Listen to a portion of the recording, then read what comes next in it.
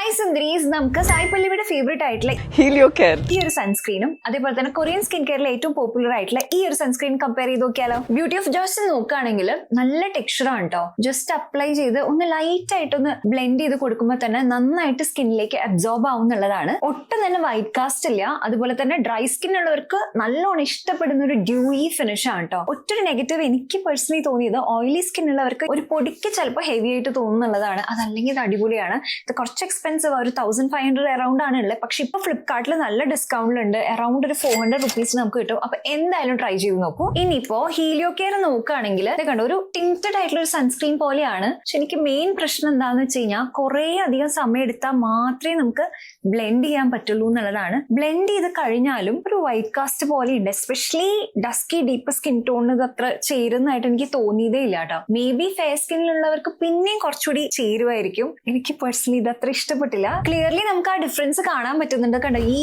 ഒരു ഭാഗത്ത് ആ ഒരു വൈറ്റ് കാസ്റ്റ് എടുത്ത് അറിയുന്നുണ്ട്. എന്നാ നമുക്ക് ഈ ഒരു ബ്യൂട്ടി ഓഫ് ജോയ്സ് നോക്കുകയാണെങ്കിൽ നല്ല ഡ്യൂയി ഫിനിഷ് ആയിട്ടുണ്ട്. നല്ല പ്രൊട്ടക്ഷൻ ഉണ്ട്. SPF 15 PA++++ ഉണ്ട്. നല്ല ഡിസ്കൗണ്ടിലുള്ള ടൈമാണ്. എന്തായാലും ചെക്ക് ചെയ്ത് നോക്കൂട്ടോ. പ്രോഡക്റ്റ് ഇവിടെ ടാഗ് ചെയ്തിട്ടുണ്ട്. ആൻഡ് ഓൾസോ നിങ്ങളുടെ ഫേവറേറ്റ് ആയിട്ടുള്ള സൺസ്ക്രീൻ ഏതാണെന്നുള്ളത് എന്തായാലും കമന്റ് സെക്ഷനിൽ കമന്റ് ചെയ്യും.